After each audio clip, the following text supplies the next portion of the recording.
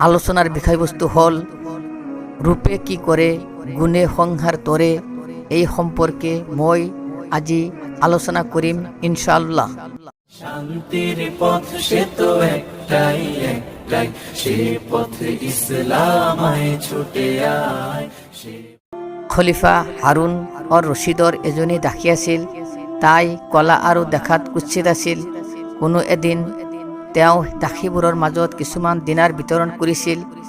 আন আন দাসীবোৰে দিনাৰবোৰ বুটলি লৈছিল, কিন্তু কলা দাসীজনীয়ে হাৰুণৰ মুখৰ পিনে চাই থিয় হৈ আছিল।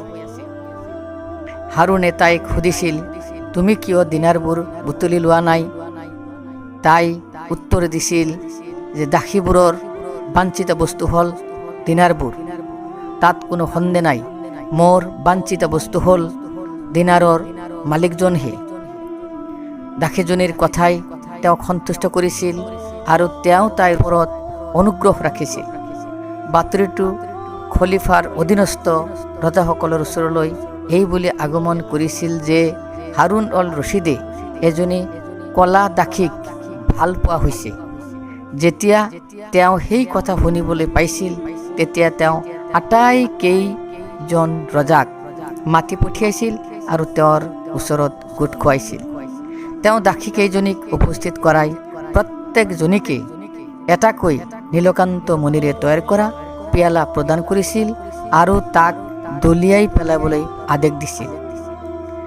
আটাইকেইজনী দাসীয়ে ইতস্তত কৰিবলৈ ধৰিলে আৰু ৰজাৰ আদেশ অমান্য কৰিলে।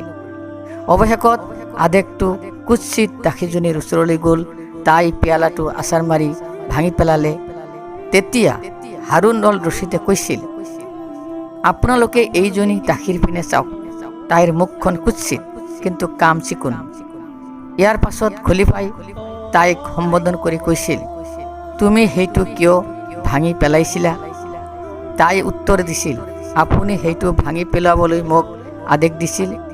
মই দেখা পাইছিলোঁ যে পিয়ালাটো ভাঙি পেলোৱাৰ মাজত খলিফাৰ ধন ভাণ্ডাৰৰ অলপ ক্ষতি হ'ব, আৰু ভাঙি নেপেলালে খলিফাৰ আদেশৰ প্ৰতি অৱমাননা কৰা হ'ব। সেয়ে প্ৰথমটো ক্ষতি খলিফাৰ হুকুমৰ সন্মান ৰক্ষাৰ্থে শ্ৰেষ্ঠত্বৰ। সেইকাৰণে মই পিয়ালাটো ভাঙি পেলাইছিলোঁ। কাৰণ খলিফাৰ আদেশতকৈ বস্তু কেতিয়াও ডাঙৰ হ'ব নোৱাৰে। ৰজাবিলাকে তাইৰ কথাটো পচন্দ কৰিছিল। তেওঁলোকে তাইক প্ৰশংসা কৰিছিল আৰু খলিফাক দাসীজনীক ভাল পোৱা অপৰাধটো ক্ষমা কৰিছিল। এই ঘটনাৰ সত্যতা সম্পৰ্কে আল্লাহ সৰ্বাধিক জ্ঞাত। ওয়ামা আলাইনা ইল্লাল বালাগ।